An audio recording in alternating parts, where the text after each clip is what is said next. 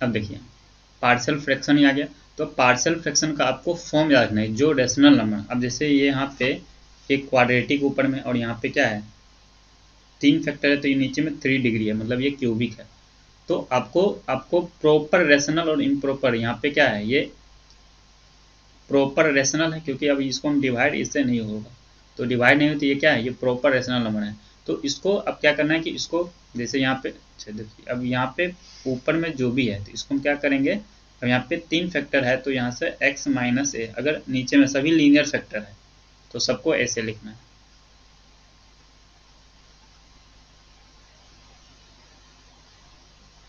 अब यहाँ पे c है, ये स्मॉल c है, ये कैपिटल C है, ठीक है। तो इस तरह से इसको फॉर्म में लिखना है। फिर अगर यहाँ पे x माइनस ए का ये होल स्क्वायर होता मतलब किसी का पावर, तो उसको कैसे इसको फॉर्म में लिखना है, तो a अब पहला पावर 1 मतलब ये 2 है, तो पहले क्या करें पावर 1 से शुरू करेंगे, तो a x माइनस ए, फिर b x माइनस ए का होल स्क्वायर, फिर ये मतलब अगर ये 3 होता तो यहाँ तक तो लिखा था और एक 3 वाला भी लिखा था, मतलब c बाई एक्स माइनस ए का होल क्यूब। अगर 4 होता तो फिर वो भी लिखा था, ऐसे आगे बढ़ते जाता। लेकिन अब ये 2 तक है तो यहाँ से 2 और फिर एक ये फैक्टर है, इसके लिए c by x minus b, ठीक है। और यहाँ पे अगर यहाँ पे एक लीनियर फैक्टर है और ये क्वाड्रेटिक, अगर ये फैक्टराइज नहीं हो रहा है, मतलब ये अगर फैक्टराइज नहीं हो रहा है तो इसको इसी फॉर्म रखेंगे। और इसको कैसे करेंगे, तो ये तो लीनियर है तो ये तो ऐसे ही होगा, और क्वाड्रेटिक वाले को क्या करेंगे डी एक्स प्लस सी, और इसको ऐसे लिखेंगे, ठीक है। अब यहाँ तो इसको हम ऐसे लिख देंगे, तो अब ए बी सी जो है हम इसको सॉल्व कैसे करेंगे, तो सॉल्व कैसे करेंगे कि अब यहाँ पे ये जो नोमिनेटर है और यहाँ पे डिनोमिनेटर, इसको जब एलसीएम लेंगे तो डिनोमिनेटर यहाँ भी रहेगा, डिनोमिनेटर यहाँ भी रहेगा, सेम ही रहेगा। तो ऊपर वाले कोफिशिएंट को इक्वेट करके ए बी सी का वैल्यू फाइंड करना होगा। जैसे यहाँ पे ये है तो अगर यहाँ पे अगर ऐसे है तो यहाँ पे भी क्या करेंगे A by x minus A plus B by X plus B. तो इस तरह से हम इसको कर देंगे और फिर क्या करेंगे, हमको ए बी का वैल्यू चाहिए। तो हम देखते हैं कि अब इसको सॉल्व कैसे करेंगे। तो अब यहाँ पे हम एक आसान मेथड भी बताएंगे जिससे आपको कम समय लगेगा, इसे सॉल्व करने में बहुत ज़्यादा समय लगता है तो एग्जाम में यूज होगा। तो अब यहाँ से पार्शियल फ्रैक्शन यहाँ पे कुछ क्या है एग्जाम्पल दिए हैं, इसको सॉल्व कैसे करें। अब ये एग्जाम्पल है एक, इसको आप खुद बनाइए, ये होमवर्क के लिए। हम ये क्वेश्चन को अभी ट्राई करते हैं। अब देखिए, अब यहाँ पे देखिए, यहाँ पे भी 2 डिग्री, यहाँ भी 2, तो ये पहले ये क्या है, ये प्रॉपर रेशनल नहीं है, अभी ये इम्प्रॉपर है। तो आपको क्या करना है कि पहले इसको डिवाइड करना है। तो जैसे कि अगर मान लेते हैं यहाँ पे 8 बाई अगर 3 है तो ये डिवाइड होगा, डिवाइड हुआ तो कितना, तो इसको हम क्या करेंगे 2 टाइम से लगाएंगे और फिर एक रिमाइंडर 2/3 ऐसा है। तो इसको कैसे लिख सकते हैं 2 प्लस 2/3। तो इसी तरह से पोलिनोमियल में आपको इस तरह से लिखना है। तो जो कोशिएंट होगा वो यहाँ पे लिखाएगा और जो रिमाइंडर होगा वो यहाँ पे लिखाएगा। तो जो कोशिएंट होगा तो वो तो पोलिनोमियल आएगा, उसको तो हम आसानी से इंटीग्रेट कर देंगे। और फिर तो इंटीग्रेशन जो होता है वो प्लस में और माइनस में भी वो क्या होता है, वो ब्रेक होता है। जैसे कि अगर x square plus 2x plus 1 अगर इसका इंटीग्रेट करना है तो हम इंटीग्रेशन को अंदर कर सकते हैं। एक्स स्क्वायर ये dx हो जाएगा, ये फिर प्लस ये 2x dx हो जाएगा, ये भी अलग अलग हो जाएगा मतलब, और ये 1 ये dx हो जाएगा। तो हम इसको अलग अलग तोड़ सकते हैं, अलग अलग कर सकते हैं, ठीक है। उसी तरह से जैसे ये इसे प्लस के फॉर्मेट में आ जाएगा तो हम इसको अलग, ये तो हो जाएगा। फिर यहाँ से फिर वहीं पे फिर यहाँ पे हमको पार्शियल फ्रैक्शन यूज करना पड़ेगा। तो ठीक है, तो अभी हम इसको समझाते हैं।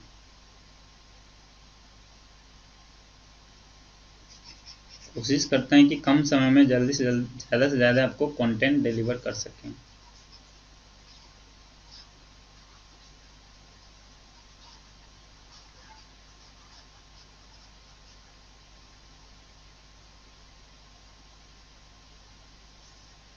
अब देखिए यहाँ पे ये डिग्री 1 है, यहाँ पे डिग्री 2 है, तो अब ये डिवाइड नहीं होगा, तो ये एक प्रॉपर रेशनल नंबर है। तो इसको अब यहाँ पे अब देखिए, अब इसका मेथड क्या है, जो सबसे पहले डिनोमिनेटर है उसको सबसे क्या करना है फैक्टराइज कर देना है। अब फैक्टराइज होगा या फैक्टराइज नहीं होगा उसी बेसिस पे इसको क्या करेंगे, उसको फॉर्म में लिखते हैं। जो मेरा फॉर्म ये फॉर्म है ना, तो इसके ये फैक्टराइज है, तो जो फैक्टराइज तो इसके बेसिस पे इसको हम ये पहले तो ये लिखने के लिए आना चाहिए इस तरह से, फिर हम ए बी सी का वैल्यू फाइंड करेंगे। तो सबसे पहले फैक्टराइज करना है, जो भी डिनोमिनेटर में उसको फैक्टराइज कर लेना है। फैक्टराइज हो गया तो अच्छी बात है। फिर यहाँ से अब फैक्टराइज हो गया तो इसको ये फॉर्म, अब यहाँ पे अब सब लीनियर है तो a बाई इतना फिर plus b by x minus 3। अब इसको जब हम एलसीएम लेके सॉल्व करेंगे तो ये यही फॉर्म आएगा, ठीक है। फिर क्या करेंगे, अब ये जो है और इसको हम क्या करेंगे, इक्वेट करेंगे। तो डिनोमिनेटर में तो दोनों सेम ही है तो कट ही जाएगा, तो बस नोमिनेटर और कॉपी एक्स का कोफिशिएंट क्या करेंगे, इक्वेट करेंगे। अब यहाँ पे क्या x का कोफिशिएंट क्या है 5 है, तो अब यहाँ पे x का कोफिशिएंट क्या आएगा, यहाँ पे अगर हम a से इसमें मल्टीप्लाई करेंगे तो ax, फिर यहाँ से मल्टीप्लाई करेंगे तो bx, तो x का कोफिशिएंट क्या होगा a प्लस b। तो यहाँ से x का कोफिशिएंट a प्लस b और यहाँ से a का x का कोफिशिएंट 5, ठीक है। फिर उसी तरह से कांस्टेंट, यहाँ से कांस्टेंट कितना है -3a, फिर यहाँ से -2b, ठीक है। तो ये कांस्टेंट नंबर हैगा और ये कांस्टेंट कितना है -5 के इक्वल है। तो अब ये एक लीनियर इक्वेशन आ गया। अब इसको सॉल्व कर सकते हैं, इसी तरह से आपको सॉल्व करना है। तो यहाँ से हम अब यहाँ पे एक और एग्जांपल है, अब देखिए अब यहाँ पे भी x बाय ये दिस है, तो अब इसको हम किए हैं इस तरह से। अगर मान लीजिए अब वहाँ पे 2 था तो 2 इक्वेशन में तो 2 लीनियर इक्वेशन को सॉल्व करना क्या है, आसान होता है। अगर यहाँ पे 3 है, अब इसको अब कोफिशिएंट यहाँ पे 3 इक्वेशन बनेगा और 3 वेरिएबल होगा, तो यहाँ से हमको यहाँ पे सॉल्व करना डिफिकल्ट होगा। जैसे यहाँ पे देखिए, जैसे इसको हम क्या करेंगे, यहाँ पे x है तो यहाँ पे अगर यहाँ पे एक्स क्यूब का कोफिशिएंट है तो ये क्या हो जाएगा, 0 हो जाएगा। देखिए यहाँ पे एक्स क्यूब, यहाँ पे ax और bx और cx ये क्यूब वाले हैं, तो यहाँ से क्यूब का टर्म क्या है, कोफिशिएंट 0 है। फिर कांस्टेंट वाले भी क्या है 0 है, जो कांस्टेंट वाला भी 0 होगा। और यहाँ पे x का कोफिशिएंट वो क्या है, यहाँ पे 1 है। तो अब यहाँ पे देखेंगे, अब इस तरह से आपको कोफिशिएंट को कंपेयर करना है, बस समझना है। अब यहाँ से तो अब ये 3 इक्वेशन बन रहा है, ठीक है। आप अब ये देख लीजिए आप खुद से, अब ये इक्वेशन सही है कि नहीं। बस आपको क्या करना है, कोफिशिएंट को कंपेयर करके चेक करना है कि यही सब आएगा, ठीक है। तो मतलब हम मेरा बताने का मतलब ये पर्पस है कि यहाँ पे 3 वेरिएबल और 3 इक्वेशन, इसको सॉल्व करना थोड़ा सा टफ काम होता है। इसको सॉल्व करने में आपको ज़्यादा से ज़्यादा समय लग सकता है, लेकिन हम आपको यहाँ पे एक ट्रिक बताएंगे, इससे क्या होगा आप आसानी से बना सकते हैं। अब देखिए अगर हमको a फाइंड करना है, ठीक है, तो जैसे अगर a फाइंड करना हो a का वैल्यू, तो क्या करेंगे, a को 0 करना है तो x का वैल्यू क्या रखे कि a 0 हो जाए। तो यहाँ पे x का वैल्यू अगर हम 2 रखते हैं, x का वैल्यू हम 2 रखेंगे तो ये 0 हो जाएगा। तो अब यहाँ पे हमको क्या करना है, x equal a x minus 2 x minus 3, यही है, इसको हम पहले लिख लेते हैं, b x minus 1 x minus 3 और फिर प्लस c x माइनस 1 और x माइनस 2, यही है। अगर हम यहाँ पे हम क्या बोलें कि हमको a फाइंड करना है, तो जिसको फाइंड करना है उसको 0, उसके कोफिशिएंट को क्या करना है 0। तो x का वैल्यू अगर हम 2 रखते हैं तो ये कोफिशिएंट क्या हो जाएगा, 0 हो जाएगा। तो अब x माइनस 2 किस में है, तो यहाँ पे भी a के साथ भी है और ये c, तो इसका मतलब ये वाले टर्म 0 हो जाएगा और ये वाले टर्म 0 हो जाएगा। तो अब x का वैल्यू यहाँ पे क्या है 2 है, तो 2 रख देते हैं। अब ये तो 0 ही हो जाएगा। अब यहाँ पे 2 जैसे रखेंगे तो 2 यहाँ पे 1, तो ये b तो है, b तो रहेगा। फिर यहाँ पे 2 रखेंगे तो 2 माइनस 3, तो ये माइनस 1 आ जाएगा। तो इसका मतलब b का वैल्यू कितना आ गया, -2। देखिए अब यहाँ से सॉल्व, देखिए यहाँ पे आंसर भी आपको हम यहाँ पे दे दिए ताकि आपको कॉन्फिडेंस लेवल बढ़ेगा, हाँ ये तरीका सही है। तो इसलिए हम यहाँ पे इस बार हम आंसर यहाँ पे पहले से लिखे हुए कि इसका सॉल्व कीजिएगा तो एक प्रोसेस है, तो ए बी सी का यही आंसर आएगा। तो अब यहाँ पे देखिए अभी हम किए सेम ट्रिक से, तो तुरंत आ गया। अब हमको यहाँ पे जो भी आया तो बी का वैल्यू आ गया आया। अब यहाँ पे हम क्या करेंगे, अब हमको कोई और फाइंड करना है, तो हम किसी किसी एक को फिर क्या करते हैं, हमको b के कोफिशिएंट को 0 करते हैं। तो अब b के x के जगह अगर 1 रखते हैं, ठीक है, तो जैसे हम b के कोफिशिएंट को 1 रखेंगे, मतलब x का वैल्यू 1 रखेंगे, तो ये वाला भी मतलब b वाला टर्म क्या हो जाएगा, 0 हो जाएगा, और b और c वाले भी 0 हो जाएगा। तो अब फिर ये वाला बचेगा। तो यहाँ से हम जब इसमें पुट करते हैं तो हमको क्या रखना है, x इक्वल 1 रखना है, ठीक है। तो x 1 माइनस 2, ये माइनस 1 हो जाए, माइनस है और यहाँ पे हम 1, तो ये -2 हो जाएगा, ठीक है।